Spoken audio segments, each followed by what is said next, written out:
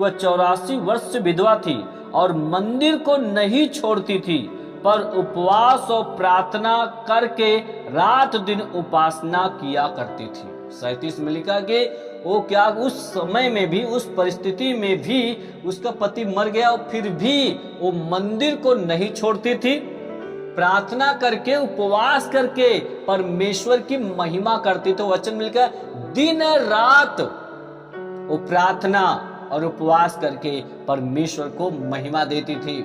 मेरे प्रिय मेरे भाई बहन, इसका हिम्मत को देखिए, इसकी साहस को देखिए। इस परिस्थिति में भी रहकर वो परमेश्वर के आराधनालय के स्थान को नहीं छोड़ा, वो प्रार्थना के जीवन को नहीं छोड़ा, उपवास के जीवन को नहीं छोड़ा, परमेश्वर को महिमा देना वो भूली नहीं। वो अपने आत्मिक रूल नियम को बना के रखी हुई थी। मेरे प्रिय मेरे भाई बहन, आज विपत्ति आ जाती है, समस्याएं आ जाती है, तो लोग अपने आत्मिक रूल नियम को वो भूल जाते हैं। लेकिन जो कि ऐसा नहीं करना चाहिए, वचन आपसे बातचीत कर रहा है।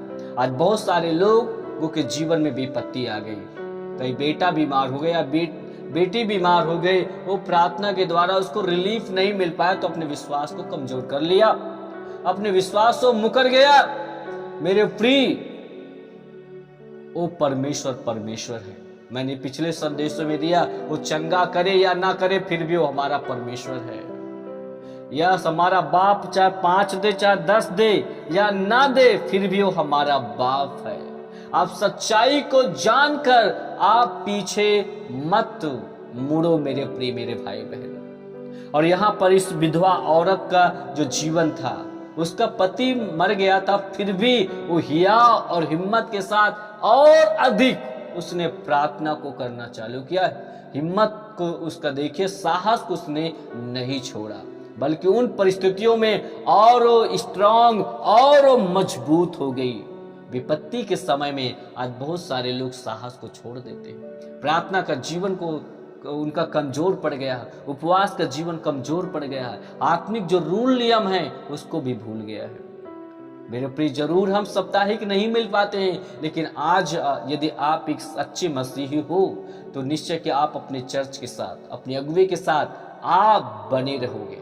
आप उन साप्ताहिक नहीं मिल पाते हैं, जरूर हम शरीर से अलग हैं, लेकिन परमेश्वर ने सोशल मीडिया के माध्यम से हमें एक रहना चाहिए। सोशल मीडिया के माध्यम से भी हम जुड़ सकते हैं, आत्मा में एक हो सकते हैं, साथ में खड़े रहें। हम प्रार्थना के जीवन को बेकार न करें, उपवास के जीवन को बेकार न करें, अपनी पवित्रता को खोने न दें, अपने विश्वास में कमजोर न पड़ जाएं। हम संगति में बने रहें, चाहे जैसे भी हमें संगति में, वचन में बने रहने की जरूरत है। मेरे प्रिय, ये विपत्तियों को जो दौर चल रहा है, निश्चय है कि परमेश्वर इसमें से हम सबको बाहर निकालेगा। और अपने आत्मिक जो रूल नियम है, उस रूल नियम को कभी नहीं भूलना है। प्रार्थना, वचन और प्रभु के राज्य के लिए जो हमारा बोने का जो नियम है, जो है भेंट और ऑफरिंग जो समय है, जो देने का है, उसको भी कभी ना भूलें। उसके द्वारा निश्चय है कि परमेश्वर का कार्य और आगे बढ़ता ही रहेगा। आज बहुत सारे लोग जो है अपने आत्मिक रूल नियम को भूल गया, वो जो है समस्या आ गया, विपत्ति आ गया, अब चर्च तो बंद हो गया, अब क्या करें।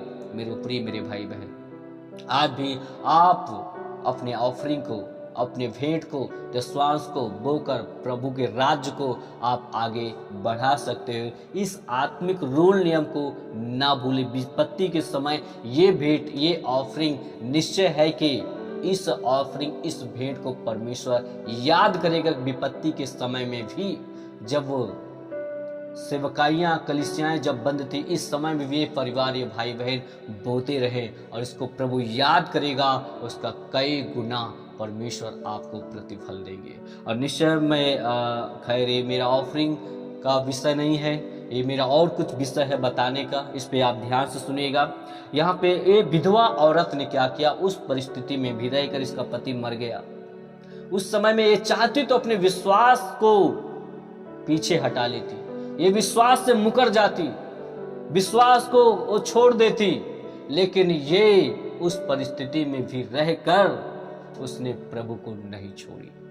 वो और रात दिन उपासना करती थी, महिमा करती थी, मंदिर को नहीं छोड़ती थी, प्रार्थना करती थी, उपवास करते थे, अपने आत्मिक रूल नियम को बना के रखे थे कि विपत्ति के समय यदि साहस को छोड़ दिया तो तू बहुत कमजोर पड़ जाएगा और कुछ नहीं कर पाएगा। यदि विपत्ति के समय भी यदि तू साहस को नहीं छोड़ेगा, मैं तेरे साथ में रहूंगा। वो विपत्तियों को जो दौर है, वो विपत्तियों का दौर वो समाप्त होगा, आनंद का उत्साह का दौर चालू होगा। यीशु मसीह के सामर्थ्य नाम में आमीन आप बोल सकते हैं। जी हाँ, हालेलुया हालेलुया। प्रभु के नाम की महिमा हो, प्रभु के नाम की बड़ाई हो। मेरे प्रिय मेरे भाई बहन, 7 वर्ष तक पति के साथ रह पाई और 84 वर्ष तो विधवा थी एक लंबे समय से। हो सकता है कि यदि आज भी आप अपने विश्वास को बना के रखा है, प्रार्थना के जीवन को नहीं छोड़ा है, उपवास के जीवन को नहीं छोड़ा है, वचन के जीवन को नहीं छोड़ा है, आज भी पवित्रताई में है, आप भी विश्वास योग्यता में आप चल रहे हो प्रभु के साथ, तो निश्चय है कि मैं आपको बताना चाहता हूं, ये जो विधवा औरत थी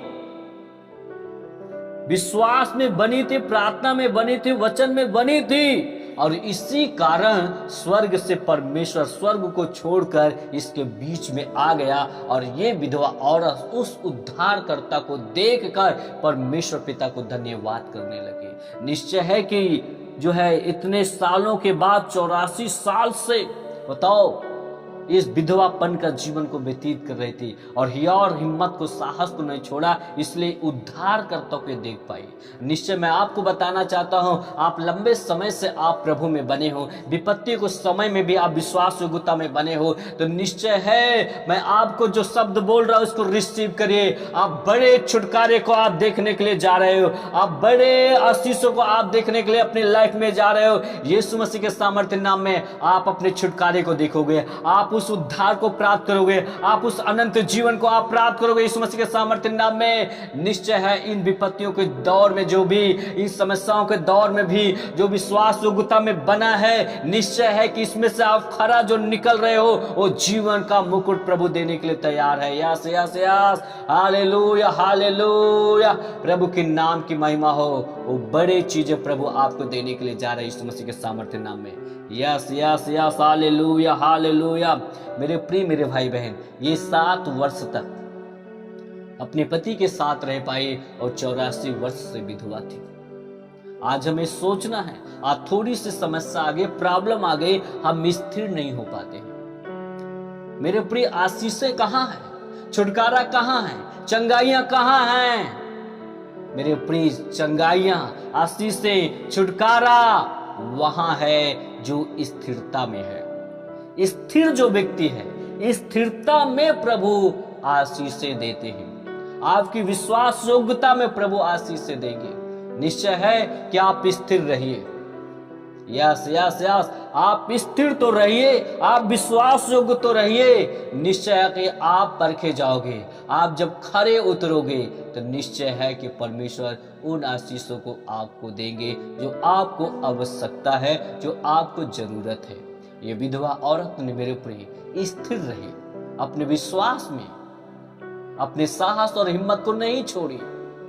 ये प्रभु के वचन में लगी थी, प्रभु के वचन में लगी और लिपटी हुई थी, और यही कारण कि उद्धारकर्ता को देख पाई। अगर आप वचन में लिपटे हो, वचन में बने हो, आप बड़े छुटकारे को आप देखने पाओगे यीशु मसीह के सामर्थ्य नाम में। जी हाँ जी हाँ, हालेलुया हालेलुया। प्रभु के नाम की महिमा हो, प्रभु के नाम की स्तुति हो। मेरे प्रिय मेरे भाई बहन, इस विधवा औरत से हमें सीखना है। ये विधवा औरत ने देखो यहाँ के बारे में नहीं सोची थी। आज हम बहुत सारे लोग यही के बारे में सोचने लगते हैं, और यहाँ की जब समस्याएं प्रॉब्लम इस संसार में देखते हैं तो अपने विश्वास से मुकर जाते हैं।